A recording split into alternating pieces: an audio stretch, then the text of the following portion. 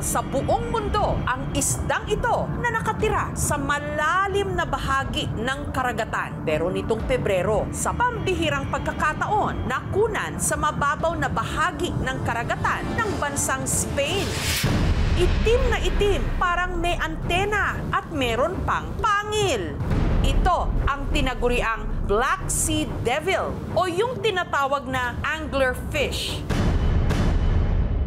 Pero marami ang nadismaya nung nalamang ang tunay nitong laki. 2 inches lang. Akala tuloy ng marami para itong monster.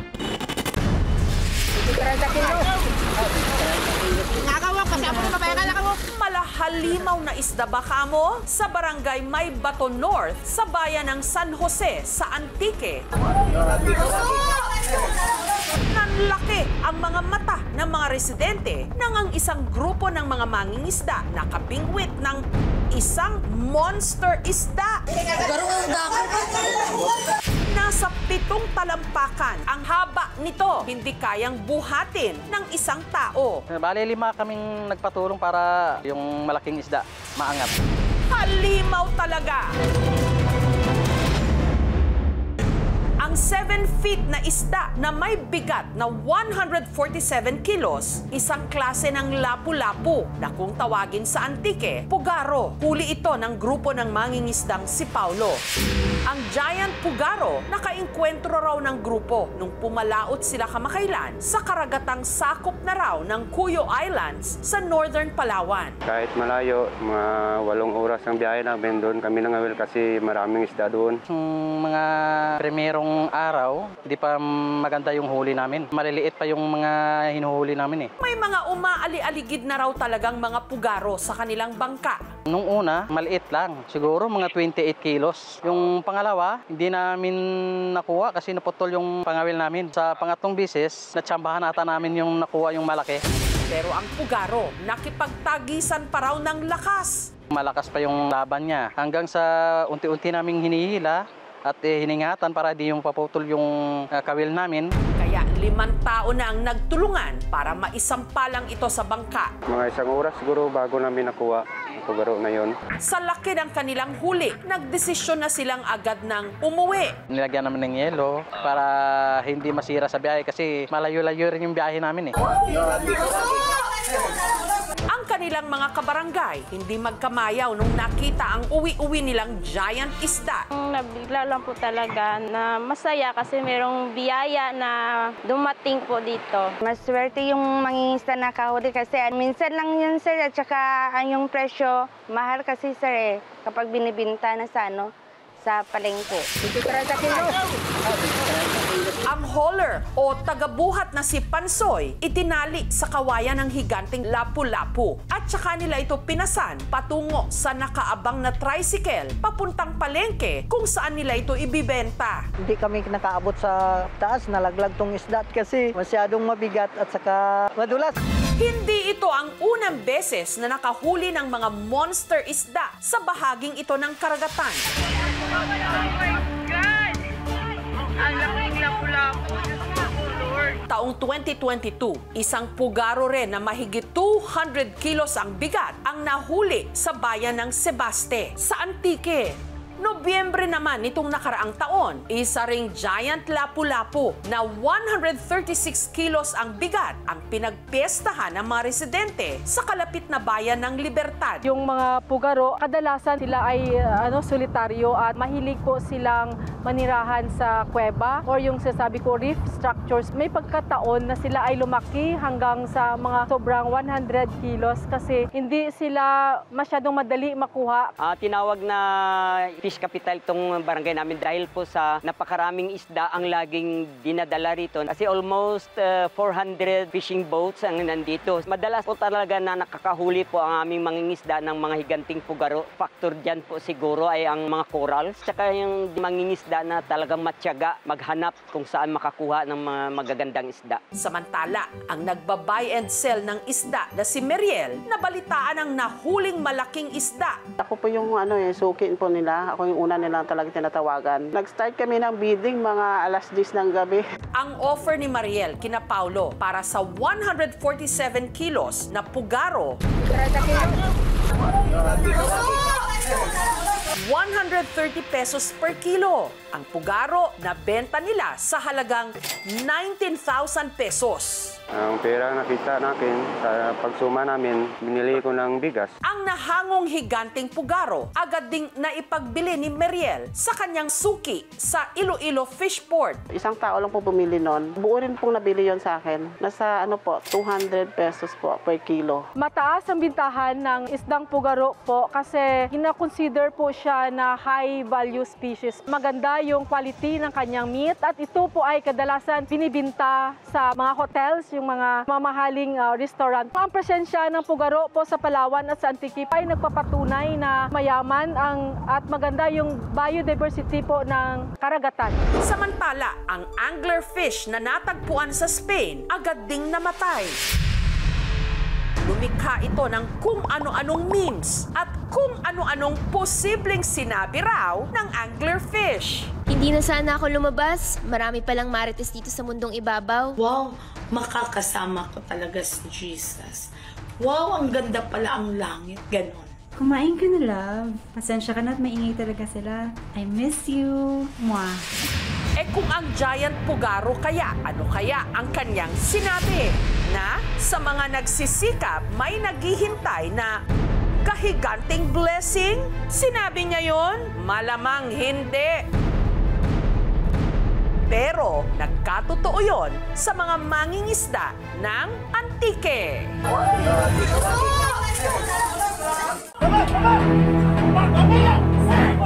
Kami ang mga pulis pinagkikan sa CIDG aron sa pag-serve ining maong warrant o pare. Nabulabog ang katahimikan sa compound na ito sa Surigao City sa Mindanao sa pagsalakay ng mga miyembro ng PNP CIDG.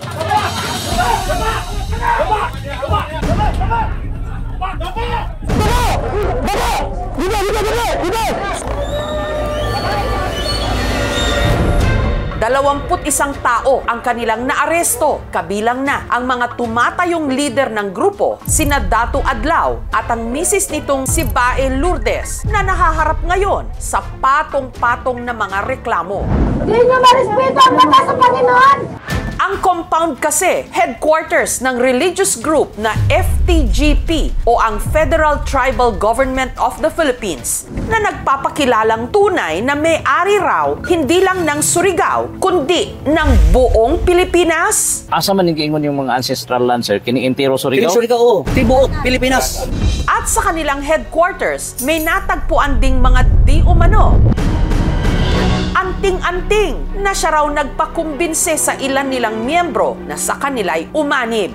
Kulintas kami para maluwas, pandipinsa sa yung magbiyahe. Ang sulod ato ng mga Latin, dili mabasa ng kaning Lunes, mabasa ra siya og Martes o Bernes, panggamot-gamot. Kamu mga bastos mo?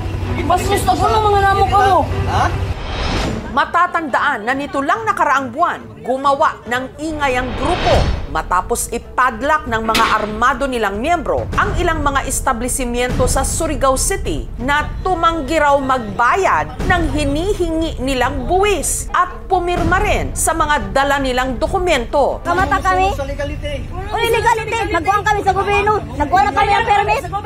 Nagkuhan na kami ng permit!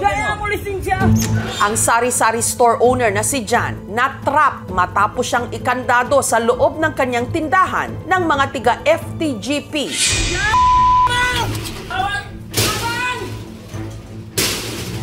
Hindi kami kagawas. Nangurog-kurog ako. Pag nagperma kami, membro na po kami nila. Amin na daw tong lupa, tsaka tong tindahan na to. Hindi na kami magre-rent. Gawa-gawa lang nila para panghututan kami. Hinaras din ng grupo si Riza at ipinadlock ang kanya namang milk tea shop. Dating ko po na around 9:30 AM, nakita ko na lang po na may nakasabit na po na tarp. Announcement, no trespassing. Ito po yung tarp na sinabit po ng mga taga-federal. An ancestral land under the management of Federal Tribal Government of the Philippines. Sina Jan at Riza, pati na ang iba pa nilang mga nabiktima, nagsampa ng kaso laban sa FTGP. Nag-file kami ng criminal complaint, especially yung alarm in scandal, malicious mischief, mayroon pang grave coercion, grave threats, may physical injury. Sa 12 na criminal complaints na na-file namin sa Surigao City Prosecutor's Office, 4 na kaso yon kung saan na-found out nila na may probable cause. Bukas ng umaga, lulusobin natin ang barangay dito. Ang barangay kagawad na si Rico, pinagbantaan naman daw ng misis ni Dato Adlaw na si Bai Lourdes. Pagkatapos ng padlock doon, isusunod yung sa akin. Pinaila namin ng cybercrime, tapos defect. Kaya kayo dito sa panggoberno sa Surigao, maayos kayo. Huwag nyo antayin na magbaha ng dugo ang Surigao pa. Tinitratin nila yung mga personalities na nag-complain of killing or physically harming them. Doon sa grave threat, 4 months up to 6 years. While sa libel is 6 months up to 4 years. Nais ding mabawi ni Rico ang lupa na kinatitirikan ngayon ng headquarters ng FTGP. Isa raw kasi siya sa mga legal na may-ari nito matapos niya itong mabili taong 2019. Illegal sila. Lahat ng mga papilis nito, sila lang gumagawa. Pinabayaan lang muna, gawa ng alam mo naman namin na mga light materials lang. Nitong February 18, inilabas na ng korte ang mga warrant of arrest laban kina Dato Adlaw, Bai Lourdes at sa mga miyembro ng FTGP. Nagkanda kami ng mission plan. Marami yung tao doon sa loob ng compound and we are expecting na mayroong resistance.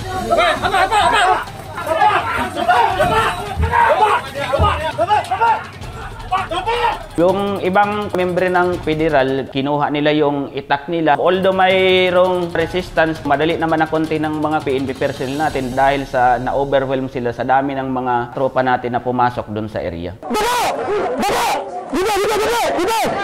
Na-recover din ang kanilang mga armas, mga samurai at itak na binitbit nila sa ginawa nilang mga operasyon. At ang pinaka nakaka-intriga, may nakuha rin ang mga otoridad na di umano mga anting-anting. Isinurinder natin lahat doon sa korte. Sa more or less, mga 40 lahat yun. Ang compound ng FTGP tuluyan na ring dinimolish. Dito sila tumira. Sila ni Adlaw sa kasi Bai, may kwarto sila na maliit dito. Yun ang kanila guard house. Bahay pa doon, isa doon, lookout nila. Tipla sila, mga 50 more or less. Sa mga property owners, so they can coordinate with the Office of the City Building Official naman po para na masaayos. Mahihirapan kang paalisin yan pag marami na yan sila. Nasa kustodiya na sila ngayon ng Surigao City Jail. Si Dato Adlaw nagpaunlak ng interview. Ako'y pasultihon, wala gitay kaso. Ang among gibuhat bis sa batas man sa Dios. Republic Act 371, Ipralo of 1997, Divine Customary Law since time immemorial. Kaming mga diplomat, exemption kami, dili kami pwede kasuhan, dili pwede prisuhon, bisag makawaran pa. Tungod kita usab nga mga diplomatic, nga kita ang mga kaliwat sa atong mga hari ug mga reyna. Yung Federal Tribal Group of the Philippines ay hindi legit na mga indigenous peoples. Wala silang enough na documents to justify nga sila ay isang legit na mga indigenous peoples organization. Ma'am, nabunutan po kami ng tinik. Kami naman po ang magsabi, ipadlock din po kayo. Masaya kami, ma'am. Nabigyan na ng justisya yung mga ginawa nila. Habang ang mga na-rescue nasa pangangalaga naman ng City Social Welfare and Development Office ng Surigao. Kabilang dito ang ina ng 2 sanggol na na-rescue. Sina Carmina at Angelica, hindi nila mga tunay na pangalan. Nakita kasi namin na mayroong 2 breastfeeding mothers. Kasi paano naman yung survival ng mga bata na nagbe-breastfeed pa dun sa 2 nanay. Enero nitong taon lang daw sila na-recruit matapos pangakuan ng kung ano-anong mga benepisyo, kapalit ng pag-anib sa grupo at pagbayad ng tinatawag nilang diplomat fee. Ang laong ni Bai Lourdes, magpa-diplomat kami, tapos tag 20,000 ang isa ka diplomat. Anak ko sa bugangan, gabaligya siya na niya kabaw, tapos bayad niya sa kuha ni diplomat. Sa loob din ng compound sila tumira. Painom kanilang tubig, tapos mag-ingon din ng walang hanggan pasasalamat daw sa amo dato. Natingala lang ako kay yung balaos sa Diyos. Bali sa gobyerno, tuan expire na. Pero ang ilang mga pangako sa kanila, napako. Nakuno sila gipahimo nga balay nga kuan, yung simentado gyud. Kada isa ka pamilya, isa ka bubong, bahay kubo. sa kilid ng baybay. At meron daw ibinigay na proteksyon sa kanila. Kulintas kami para maluwas, pandipinsa sa yung magbiyahe. Ang sulod ato ng mga Latin, dili mabasa ng kaning Lunes, mabasa ra siya og Martes o Bernes panggamlong. Ang mister ni Carmina, ang isa sa mga nahuli ng pulis sa isang checkpoint na may bit-bit na samurai. Na-intercept sila doon sa may checkpoint. Pagtalo pa rin yung mga memberan man yun, mga threats. Nantod ko man lang taraw niya pasalig, pagawason ra niya nako ba na nga waray piyansa. Paman, hantod na, read na lang mi din, hawag yapong kagawas ang ako ba na. Sakit gudagaw sa ako, kasing-kasing kay. Yay pa yung bata, duha ka mo gagmay pa. Kailangan tulungan ng mga pamilya para kahit o paano mai-adjust niya sarili niya, babalik sa tunay na realidad. At sumasali yung mga tao sa ganitong klaseng grupo dahil hindi nila nahanap yung kalinga at pag-aalaga na supposedly ibibigay sa kanila ng Estado. Siguro isa din na factor kasi ma'am yung kahirapan. Hindi naman ibig sabihin na kung mahirap tayo, hindi na tayo marunong na kumbaga i-evaluate yung mga pupuntahan natin at saka yung mga desisyon natin sa buhay. Yagwang gada ko, gabasol nga nung iban kami nga di. Giskam raman mi nila. Kung yay man galing mag-recruit sa inyo, ayaw dayan ka mo pagdali-dali na sama sa amo nga. Nito o dayon, ayagin mo pagsundog sa amo karon nga. Amo na nina mo nahitab-an. Sa mga liblib na lugar. Kamu mga bastos mo. Bastos ako ng mga namo ko mo. Ha? Maraming mabilis maloko, lalo't hindi ito naaabot at nararating ng gobyerno na dapat sana nagbibigay sa kanila ng sapat at tapat na serbisyo.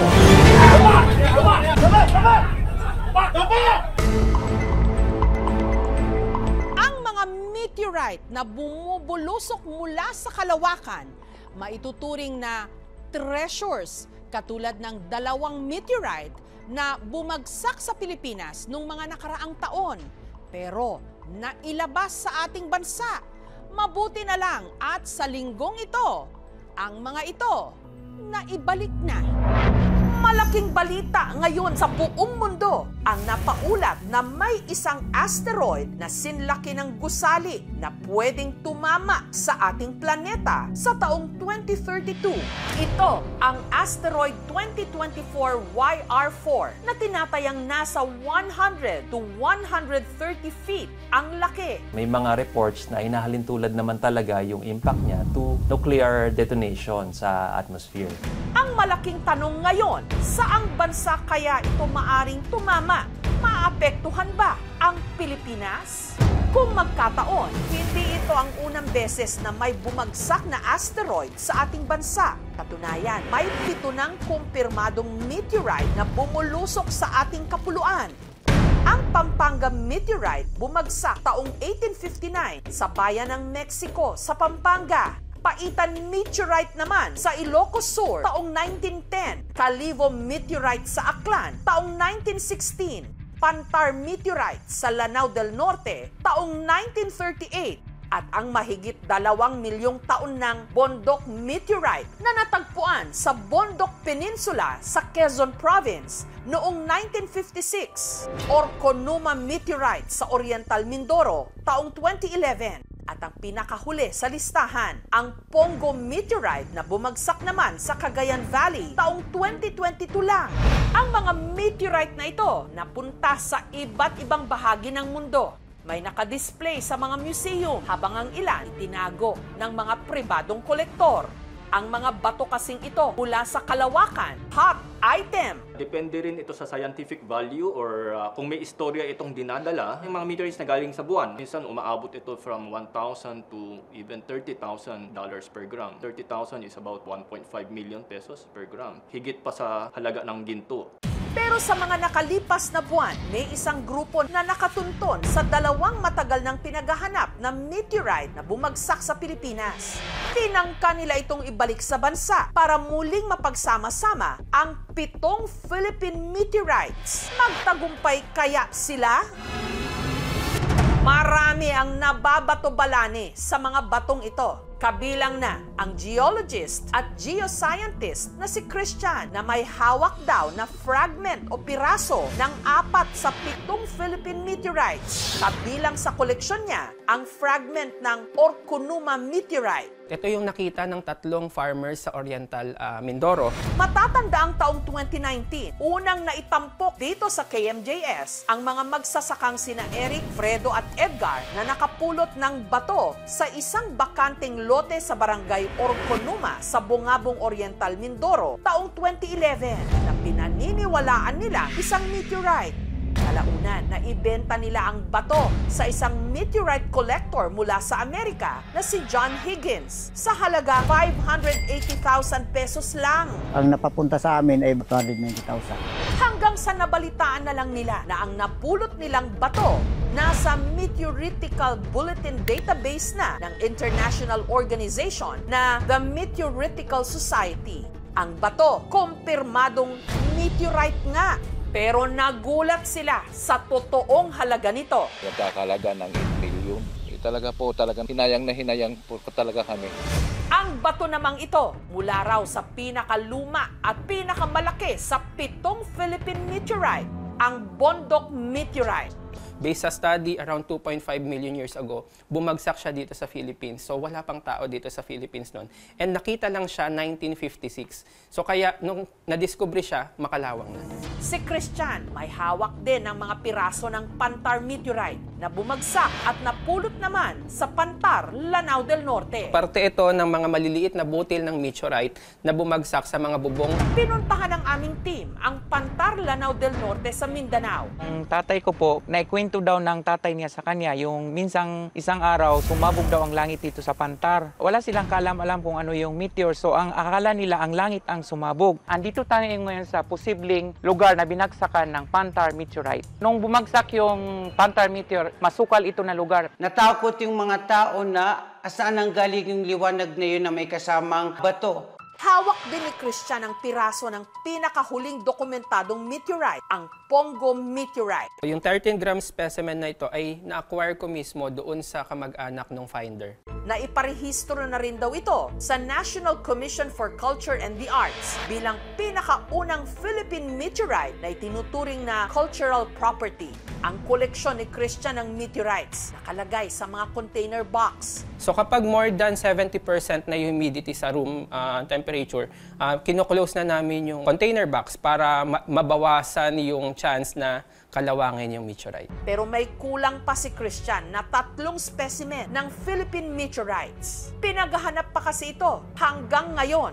Isa sa mga ito, ang Calivo meteorite na ang bigat tinatayang aabot ng 2.4 kilos at ang Pampanga meteorite na ang pagbagsak taong 1859 na ilathala pa raw sa dyaryo. Nakuha namin ang kwento sa isang old Spanish newspaper, La Ilustración Filipina yata ang title, 1859, na bulabog ang buong Pampanga. Meron daw napakalakas na sound. Sa likod po ng simbahan ng Santa Monica, bumagsak ang meteorite. Ang meteorite na-recover pa raw noon. Finoward na meteorite na yon sa Manila, binigay sa Governor General. Mula doon, pinadala sa Madrid. Ang Paitan meteorite naman, na sinasabing bumagsak sa bayan ng San Juan sa Ilocos Sur taong 1910. 1910 kasi nagkaroon ng appearance ang Halley's Comet. Karoon sila ng suspect na ang batong ito ay posibleng galing doon sa kometang ito. Sa pagsusuri ng laboratorio, napatunayan na hindi pala ito galing sa kometa, kung hindi galing ito sa isang asteroid. Nagtungo roon ang aming team. Karunuan at bimagsak nga bulalakaw nga kunay ni nilang ko kanday di inang ko nako bagbagadamot ay din ako nga adda bulalakaw nga hindi wala amo ha no indot pa nga. Meron tayong barangay na 32 dito sa San Juan pero wala kaming record na barangay Paitan. Ang paghahanap sa 3 nawawalang Philippine meteorites, mission ngayon ng grupo ni na Christian, Melvin, Allen, Abraham at Hiro na nakabase sa Switzerland, ang Philippine Meteorite Repatriation Team. Sa team namin, magkakaiba kami ng professions. Pero may isa kaming commonality. Ito yung passion namin sa meteorites. Oo, siguro mga 5 to 8 years na rin na may mga collection din ng mga meteorite. Po naman, nagsimula ako mag-collect ng year 2005. Hanggang taong 2023, ang grupo ni na Christian nagkaroon ng lead sa posibleng kinaroroonan ng Paitan meteorite na bumagsak sa Ilocos Sur taong 1910. Nalaman namin na may isang German collector and scientist na merong isang piece ng Paitan meteorite. So, kinontak namin yung German collector na ito. Nakipag-negotiate kami para lang maibalik yung Paitan mainmass. Nalaman din namin na meron siyang Pampanga meteorite specimen. Kampante rin daw ang grupo na ang mga ito na nga ang hinahanap nilang mga meteorite. Kailangan munang sumailalim, hindi lang sa physical test, kundi sa laboratory analysis. Pero ang negosasyon para maibalik sa Pilipinas ang Paitan at Pampanga meteorites naging mapanghamon. Nagpas 1 taon ang pakikipag-usap namin sa German collector na ito dahil ayaw nga niyang bitawan. Gusto talaga nung German collector na pumunta kami personally. Kaya lang, yun nga, hindi naman ideal para sa aming 4 na pumunta sa Germany. So nag-tap kami ng mga kakilala namin sa ibang bansa para yun yung mag-represent sa amin sa pagkuha ng 2 meteorite specimens na ito. Matapos ang ilang buwang negosasyon, nitong Disyembre, ang Paitan at Pampanga meteorites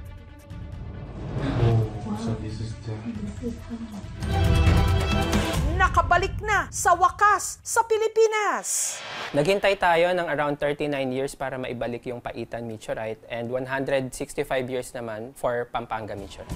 At sa isang pambihirang pagkakataon, ang Pampanga at Paitan meteorites kasama ang 4 pang Philippine meteorite specimen nito lang Sabado. 3, 2, 1... Pinakita na sa publiko nang magkakasama sa isang mall sa Pasig City.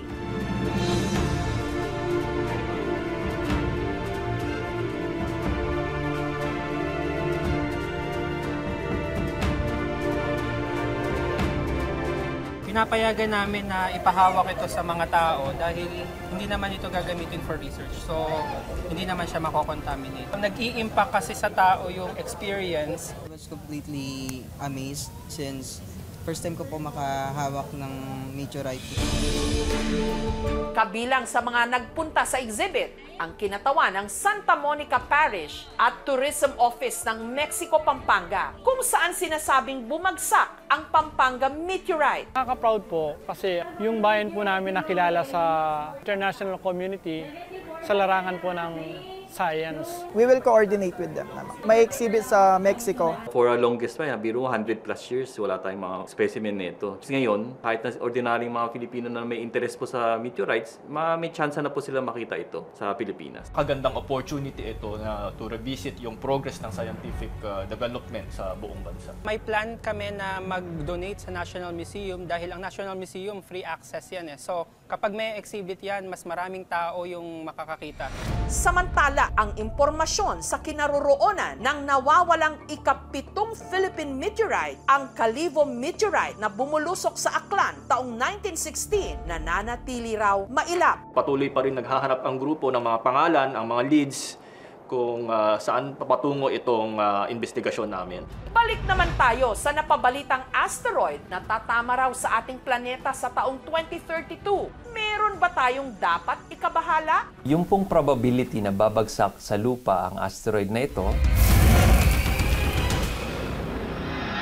nasa 3% yat. Bagamat may posibilidad, wala pang dapat ika-alarma kasi napakaliit din po naman talaga nung tsansa niya ngayon na tumama. May mga experts na nag-estima kung saan siya, yung tinatawag nilang risk corridor, kung saan pwedeng mag-impact itong asteroid na ito. Sa ngayon po, wala po ang Pilipinas doon. Ilan lang ang mga bagay na nakamamangha, pwede rin maging mapaminsala. Mga bato sa kalawakan na sa pagbagsak sa kalupaan, gumagawa ng kasaysayan.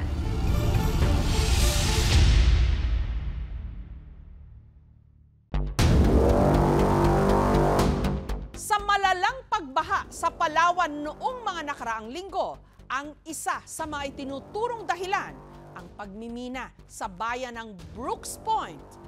Ang epekto ng pagmimina sa kalikasan timbangin po natin.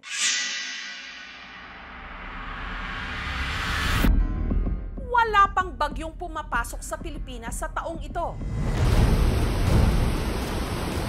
Yung tubig ay nagre-route, doon na siya napunta. Ayan, stranded na yung mga sasakyan. Pero ang probinsya ng Palawan, kota na sa baha.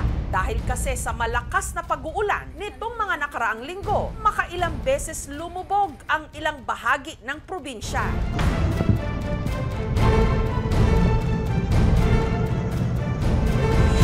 Ang isa sa pinaka-apektado, ang bayan ng Brooks Point sa Southern Palawan, kung saan ang rumagasang tubig baha, hindi lang kulay putik, namumula pa. Pumapaw na po yung tubig at dito na po sa kabahayan, sa kalsada pumunta.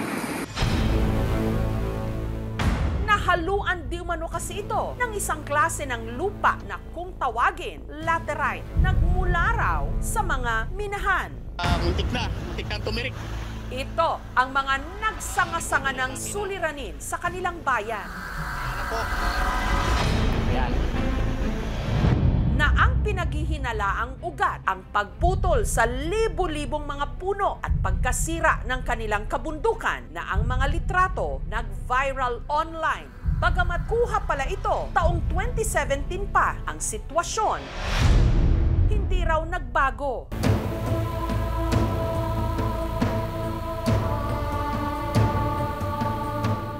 Epekto raw ng isang napakalaking industriya na bagamat nagbibigay ng trabaho sa mga residente rin dito at kita sa ekonomiya lokal at nasyonal, unti-unti namang sumisira sa kanilang likas yaman. Minus na talaga yung isda dahil dun sa sa putik na pula.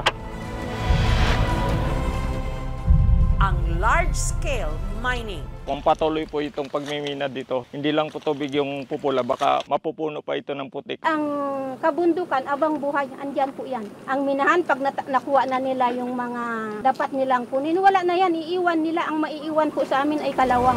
Ito ang minanang suliranin ng mga tiga-Palawan dahil sa mga minahan.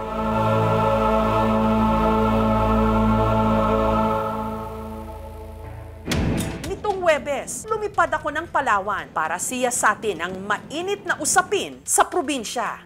Narito ho tayo sa bayan ng Brooks Point sa Southern Palawan. Ang mainit na issue ho ngayon rito tungkol sa mga minahan, lalo't sa mga nakalipas na linggo. Nitong Enero hanggang Pebrero, nakaranas ang lugar na ito ng matinding pagbaha. Bagay na hindi naman daw nangyayari ng ganito sa mga nakalipas na taon.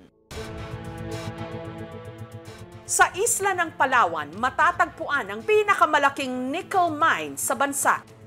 Ang nickel, isang metallic substance na pangunahing sangkap sa paggawa ng bakal, baterya, barya, pati na mga electric vehicle. May 6 na aktibong minahan ngayon sa probinsya. Isa sa mga ito nag-ooperate sa bayan ng Brooks Point. 80% ng operasyon ng minahan dito nasa protected area, ang MMPL o ang Mount Mantalingahan Protected Landscape, habang ang natitirang 20% naman nasa labas ng protected area.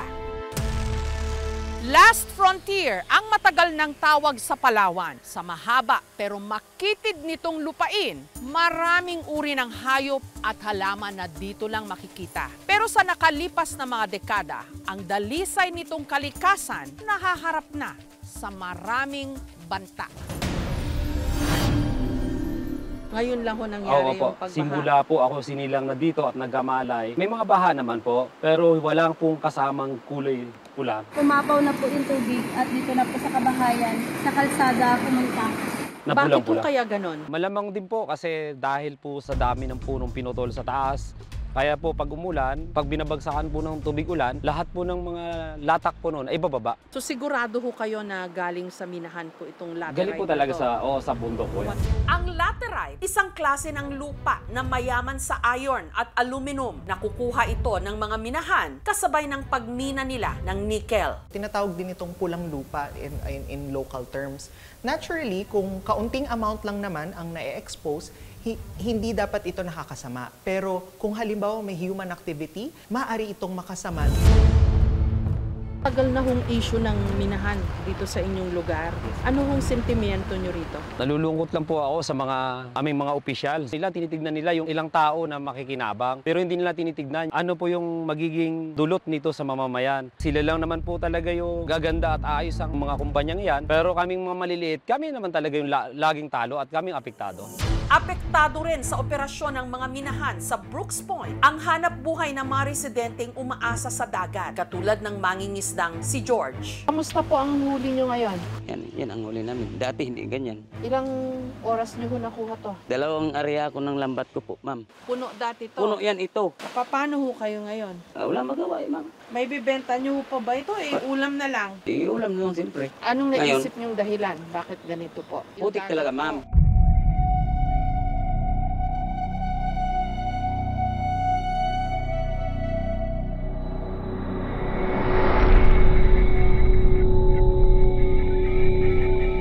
Problemado rin ang mga mangingisdang ito. Hindi rin kasi nila maibenta ang mga huli nilang isda. Totoo ba na kuya, may mga putik yung mga isda? Patingin nga ho. Ayun nga Dati ba hindi ganito? Hindi po ganyan. Itong sapsap na maliit, may kasamang putik. Patingin pa nga ho ng iba. Ito rin. So konti na nga yung kuha nila. May kasama pang putik yung isda. Hindi naman daw dati ganito. Hindi kaya dahil sa panahon? Hindi naman po. Brother! Lahat kayo! Kondisyon! So sa lambat pa lang ng mga mangingisda ngayon, makikita yung nangyayari sa karagatan, no? Kasi kulay puti daw yan na lambat, naging brownish red. Tapos itong pabigat, yung ginagamit nilang bato, ayan makikita yung putik. Ano naiisip niyo yung dahilan? Laterite. Laterite, yung laterite yung galing sa minahan. Sa minahan po. Ang kanilang dati puting dalampasigan namula na dahil sa tambak na laterite na iniluluwa di umano ng minahan. Si Moharen, meron daw dating lobster farm sa Brooks Point. Unang-una doon kami naghahanap buhay dahil yung area po na yun, doon din kami nangunguha ng sales, yung kadkad na tawag namin. Kumikita raw siya ng 50,000 kada buwan sa negosyong ito noon. Minalas na nga lang daw nung nasa tapat mismo ng kanyang lobster farm ang ipinatayong pantalan, pati ang ginawa niyang lobster trap na tambakan ng lupa. Masakit para sa akin yun dahil nakita ko na lang tinatambakan na. Ang sabi pa nila sa amin, bawal magkuha ng picture, bawal mag-video. Sabi ko, anong dahilan? Dahil amin to mula nung pa namin mga ninuno. Ang negosyo ni Moharen nalugi tuloy hanggang napagdesisyonan na lang niyang magsaka. Ito po yung dinadaanan pag nagpa-harvest po kami ng palay. Harvester po yung dumadaan pero ngayon sa sitwasyon po yan, hirap na po yung daan po namin. Kahit tao lang po ang dumadaan dyan, nahihirapan na po dahil sa kapal nga ang putik. Tulad po nito, dito pa lang po ito, makapal na po talaga to.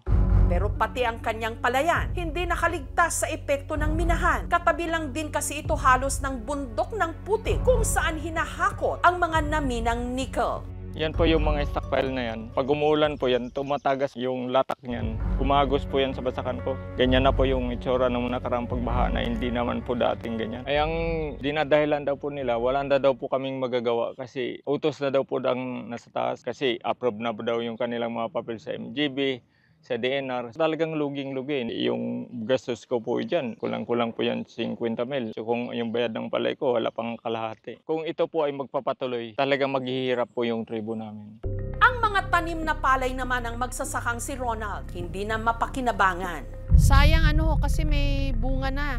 Opo. May bunga na yung palay. Opo. Kailan nyo sana aanihin po ito? Actually, anihin na sana. Ang problema lang, hindi nakakayanin ng harvester. Ito na po, dikit na siya. At saka na lang po na kung ano mangyari dyan, siguro wala na talaga. Luging-lugi na kami. Ilang square meters po itong inyong palayan na naapektuhan? Ito po. Hektarya ho ba? 1 hectare. Magkano sana ang kikitain nyo dyan? Nasa 40,000. Bukod sa pangingisda, pagsasaka ang pangunahing ikinabubuhay ng mga taga Brooks Point. Sabi ng mga minahan, Nakapagbibigay sila ng mga trabaho sa mga taga rito at nakakatulong din sa lokal at nasyonal na ekonomiya. Pero sabi ng mga magsasaka at ng mga mangingisda, paano naman ang higit na nakararami sa kanila na apektado ngayon ng minahan? Kung sino yung namumuno, sana nabigyan din nila ng pansin yung aming kaanap buhay na kung saan dapat hindi pwedeng ipagsama yung mining at saka agrikultura. Isa lang ang mining operation sa Brooks Point sa ngayon, ang Ipilan Nickel Corporation o INC. Madadagdagan ito ng isa pa, ang Calmia Nickel Incorporated na pagmamay-ari ng Macro Asia Corporation. Taong 1993, pinahintulutan ng gobyerno ang INC na magsagawa ng mining operation sa Brooks Point sa loob ng 25 taon. Taong 2006, sinimula ng INC ang exploration sa Mount Mantalingahan na siyang pinakamataas na bundok sa isla. Pero taong 2009, idineklara ang lugar bilang isang protected area. Dahil dito, bawal dapat magmina. Pero ang INC nakakuha pa rin ng clearance para ipagpatuloy ang kanilang operasyon. Wherever there's mining, the people are poor. Taong 2016, sa pangunguna ni dating DENR Secretary Gina Lopez, ang ECC ng INC kinansela matapos mapabalitang nagputol sila ng mahigit 7,000 mga puno. Pero muli silang pinahintulutan na mag-operate sa pag-upo ng bagong talagang DENR Secretary taong 2020.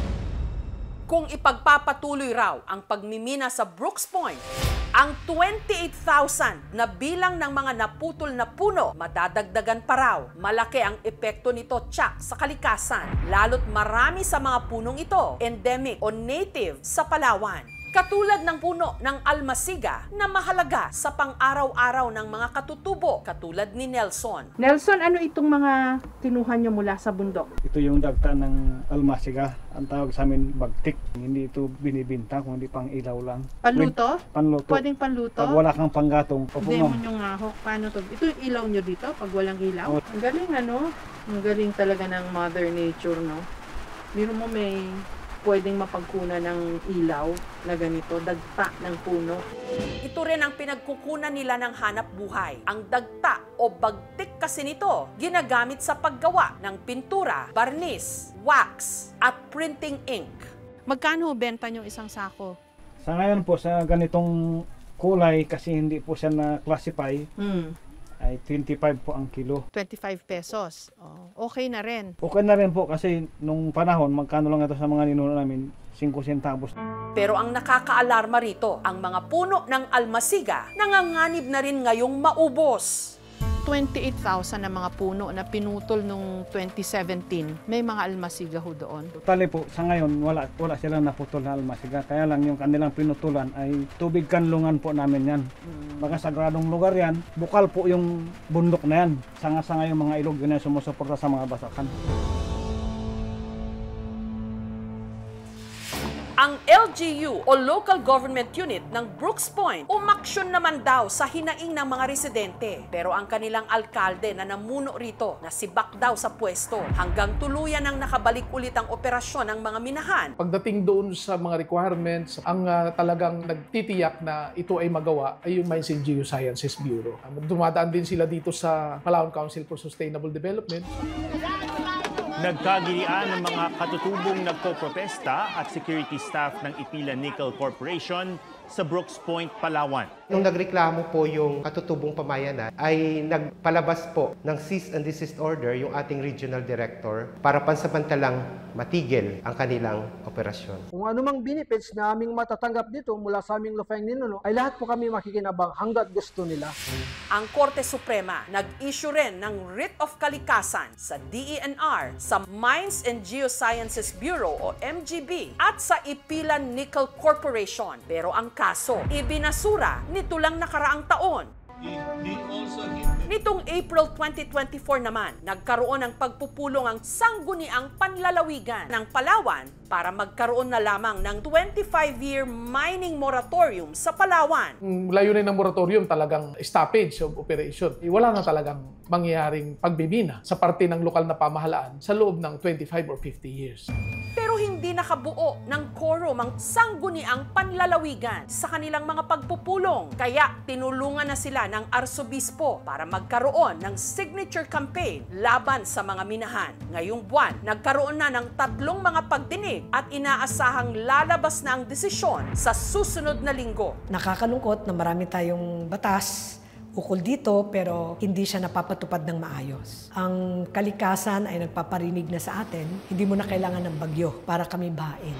May 6 na aktibong minahan ngayon na nag-ooperate sa Palawan at 11 ang may MPSA o pinayagan ng mag-operate, habang may 78 mining companies pa ang nag-a-apply ngayon para makapagmina sa isla. At ang ilan sa mga aplikante, hindi lang sa Southern Palawan gustong mag-operate, kundi pati na sa Northern Palawan kung nasaan ang mga sikat na tourist spots katulad ng El Nido at Coron. Dumadami because yung price of nickel has actually increased. Ang tanong natin sa MGB, nabasa ba natin yung Section 19 ng Mining Act na prohibited ang pagmimina sa protected areas? I think that should be the subject of a dialogue. Balikan nila yung batas at kung hindi man tayo sigurado doon, hindi ba mas makatarungan lamang at mas practical na hinto muna tasahin natin, suriin natin yung mga areas na pinuputol. Bagamat may benepisyo sa pagmimina, higit na nangangamba ang mga residente at ang mga katutubo sa masamang epekto nito. Habang nagsushoot kami dito sa isang bukid, dito sa barangay Mambalot pa rin, biglang may mga residente na lumapit sa amin para ipahayag yung kanilang pagprotesta sa operasyon ng mga minahan dito. Ayan, meron silang mga placard. May gusto po kayong sabihin, Nay? Pakinggan po sana kami ng gobyerno. Kasi ito lang po ang aming kayamanan, yung kabundukan. Hindi man kami mayaman, pero yun yung ipamana namin sa aming mga anak at kaapu-apuhan. Ang sabi nila po, nakakatulong yung minahan dahil merong iskolar. Ang tanong hanggang kailan? Kasi ang kabundukan, abang buhay, andyan po yan. Ang minahan, pag nakuha na nila yung mga dapat nilang kunin, wala na yan, iiwan nila. Ang maiiwan po sa amin ay kalawang. Yun po, kaya po kami lumalaban. Marami pong pumabor sa mga katutubo na payagan ang Ipilan Nickel Corporation na magkaroon ng operasyon sa aming ancestral domain. So yung benefits po, katulad po ng naming mga katutubo na makapag-aral po yung aming mga anak at makatulong po sa kanilang magulang, makatulong din sa kanilang mga kapatid, masasabi po natin sustainable yun. Sabi naman po ng mga kinaukulan na naka-apekto na po yung pagbibina sa kabila po ng benepisyo na pina-implement namin, ay tanggap naman po namin. Hindi namin kampihan yung Ipilan Nickel Corporation. Hiningan namin ng pahayag ang minahang nag-ooperate sa Brooks Point. Tumanggi silang magpa-interview. Sa halip, nagbigay sila ng pahayag. Ang INC ay sumusunod ng mahigpit sa mga batas at regulasyon ng Pilipinas, kabilang ang Philippine Mining Act at mga regulasyon ng DENR, MGB at iba pang ahensya. Ang Ipilan Nickel Corporation ay may mahalagang kontribusyon sa pag-unlad ng Brooks Point, Palawan sa pamamagitan ng paglikha ng trabaho. Kinikilala rin ng INC ang karapatan ng mga katutubo sa kanilang lupaing ninuno. Mahalagang maunawaan na ang uri ng lupa sa lugar na natural na mayaman sa laterite kasama na ang mga epekto ng climate change tulad ng madalas na pag-ulan, pagbaha at pagguho ng lupa ay maaaring magdulot ng mga pagbabago sa kapaligiran. Nananatili ang aming posisyon na sa kabila ng mga protesta na patunayang naaayon sa batas ang aming operasyon na may bisa at balidong mga dokumento. Patuloy ang operasyon ng Ipilan Nickel Corporation dahil ang minahan ay nasa labas ng tinatawag na protected landscape. Bahagi ng responsibilidad ng INC ang progressive rehabilitation kung saan unti-unting nire-restore o naayos ang mininang lugar habang nagpapatuloy pa ang operasyon. Nakakadismaya at nakakalungkot na pinayagan ang pagmimina, including cutting of trees in an area which is supposed to be protected under the Strategic Environmental Plan for Palawan. Sinubukan din naming kunin ang pahayag ng Department of Environment and Natural Resources o DENR tungkol sa isyong ito, pero wala pa silang tugon habang ginagawa ang ulat na ito. Ang mining ay isang economic activity first and foremost. So definitely natutulungan nito yung local community natin in terms of taxes and financial benefits. Ganun na rin sa national. Nagbibigay ito ng trabaho, nagbibigay ito ng suporta sa local communities. Mining in itself is actually a disruptive activity. So, yung activity na to, magagambala mo talaga kasi magbubungkal ka ng lupa. Ibig sabihin, we have to do it properly. And kaya tinatawag siyang responsible mining. Pag nagmina ka, pag kinalbo mo yung forest, at umulan, lahat ng tubig na babagsak dun sa kinalbo mo, dadaloy lang ang tubig. Ang challenge ko sa kanila, what is responsible mining? Nagpatay ka ng ang dami-daming forest, tapos magtatanim ka ng 1,000 puno sa kada isang malaking puno na nasira mo. Yung tinanim mo bang maliliit na puno na yun, hahawakan niya na yung tubig? Hindi niya hawakan pa rin. It took hundreds of years, thousands of years for the forest to develop so that it has the ability, the ecological function that it can retain water. Yung forest ecosystem, yan yung tagasala ng hangin natin. Ang mga gubat din natin, yan ang ating airbags sa panahon ng bagyo. Long game ang restoration. Hindi pwedeng 1 million seedlings planted in one day globally, hindi nag-work. If nature is not okay, we will never be okay. Ginagalang natin na may trabaho, may scholarships. At yung sinasabi nila na, kung ayaw nyo ng mina, di wag kayo mag-cellphone. Hindi naman kami against mining per se. But mining should be prohibited in areas like Palawan. Kasi may espesyal yan na katangian. Last ecological frontier yan. Ang pamalaan naman ay pwede namang maghanap ng mga alternatives because Brooks Point has been able to survive as a first-class municipality. That because of mining. Wala pong pagbabago kami nakita. Mas malaki pang pag-angat ng aming bayan na umaasa sa agriculture at turismo. Pag nasira po ang ating kabundukan, baka ito ang huli na story na ang Palawan ay mawawala sa mapa ng Pilipinas. Kumapaw na po yung tubig at dito na po sa kabahayan, sa kalsada pumunta.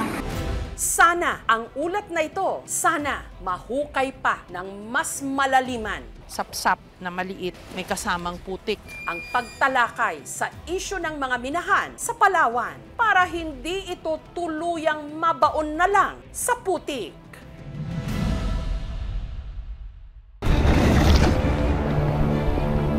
Sa Northern Samar, may parang natural pool na dinarayo ng mga turista dahil sa lakas ng hampas ng alon. Pero ingat dahil marami na raw ditong naaksidente.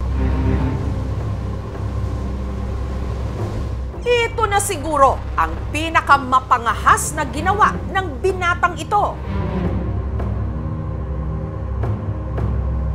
Palukso ka! Ang tumalon sa natural pool na ito. Pero dyan siya nagkamali dahil ang kanyang tinalunan. Nangunguha raw ng buhay. Hala!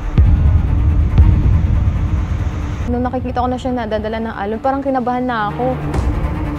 Ah! Malakas na yung alon eh. Ang binata parang winasiwas lang ng alon. Ay!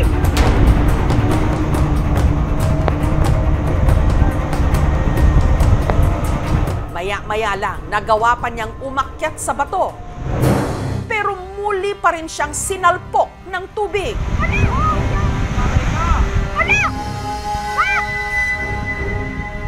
Tinangay siya ng alon. Maiintindihan na kaya ng binata kung bakit ito tinawag na death pool.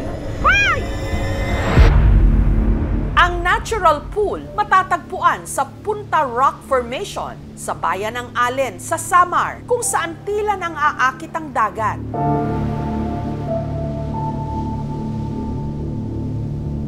Nabigla-bigla namang nagngangalit.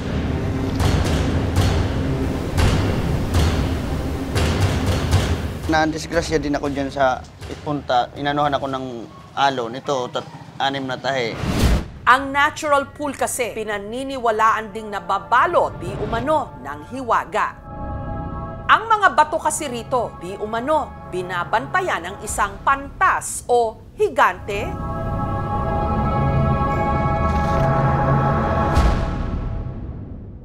Bata pa lang ang 75 anyos na ngayong si Josefina, pinagbabawalan na raw silang maglaro at mag-ingay malapit sa mga bato. Sabi yung mga engkanto daw, nandun daw nakatira sa batuhan.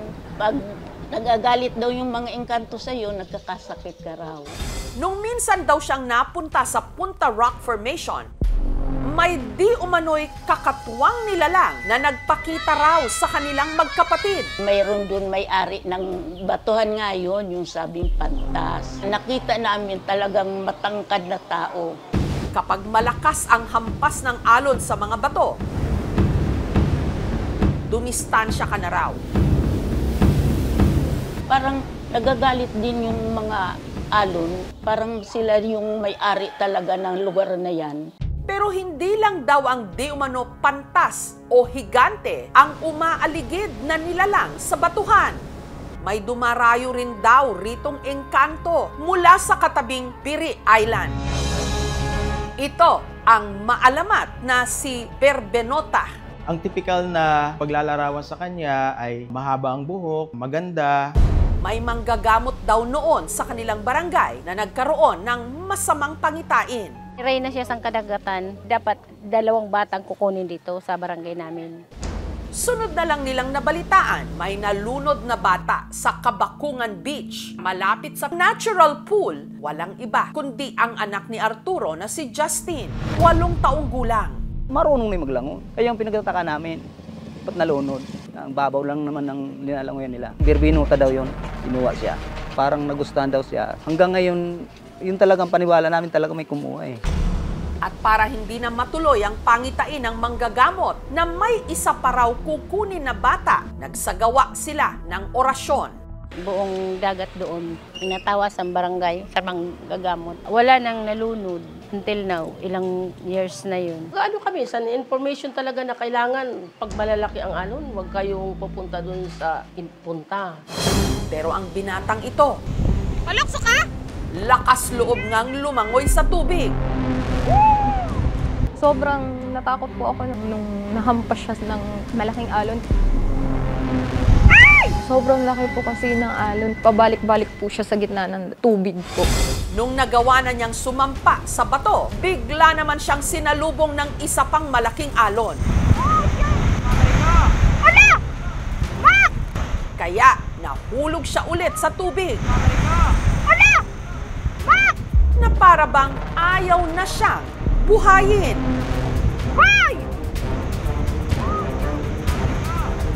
Nung natangay kasi siya na malaking alon, hindi ko agad siya nakita na lumutang. Kinakabahan ako kasi baka may matay siya eh. Makaligtas kaya ang binata? Lalo pat di umano, merong kung anong puwersa na tumutulak sa kanya. Mas titindi pa ang mga revelasyon at makapigil hiningang mga eksena. Susunod na!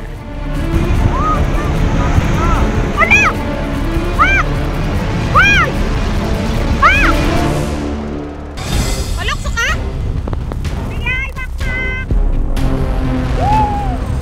Nakipagbuno sa malalaking alon ng Punta Rock Formation sa Allen Samar ang binatang ito. Nagtangka pa siyang umakyat sa bato, pero ibinalik lang siya ng alon sa dagat.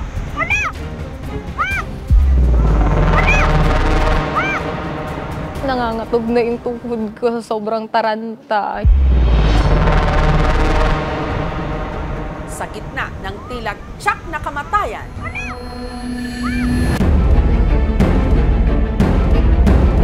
ilang sandali lang ang binata.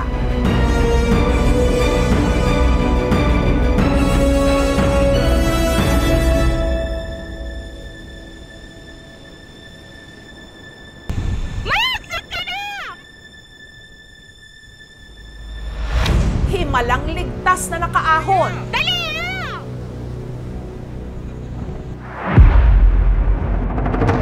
Siya ang 20 anyos na si Makma. May gasgas ang kanyang likod. Dito pa sa likod po, mayroon pa din sugat.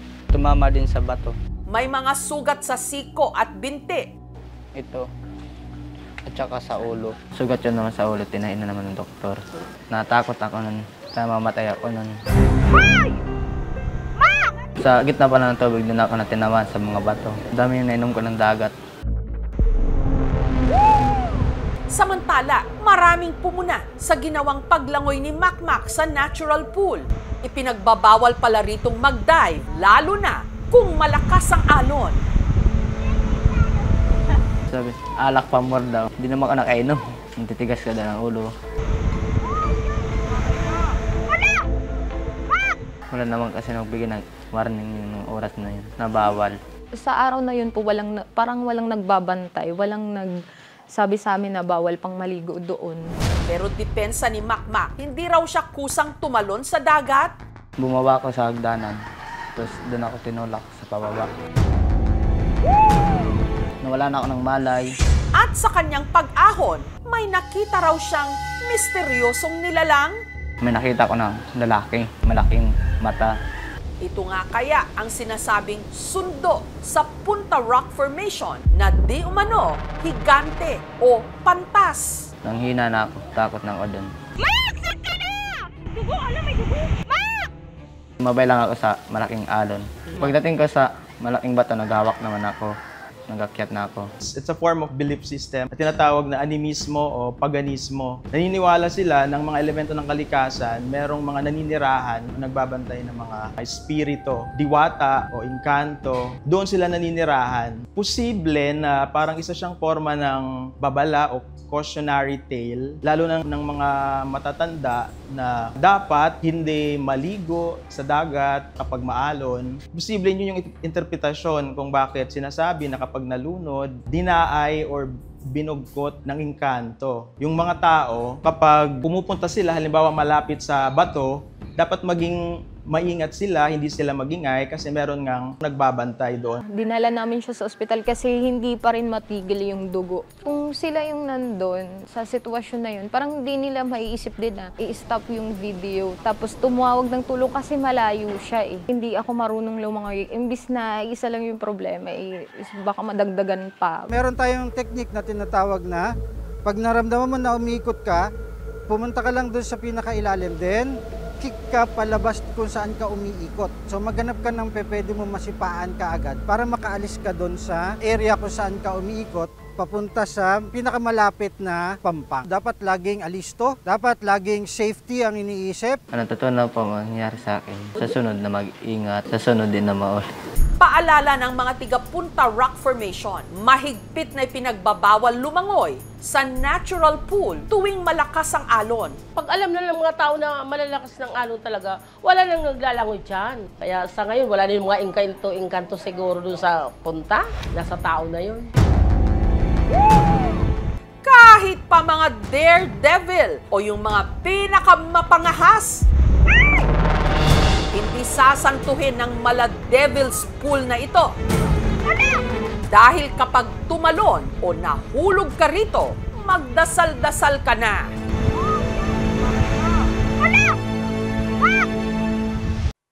Thank you for watching mga kapuso. Kung nagustuhan niyo po ang videong ito, subscribe na sa GMA Public Affairs YouTube channel. And don't forget to hit the bell button for our latest updates.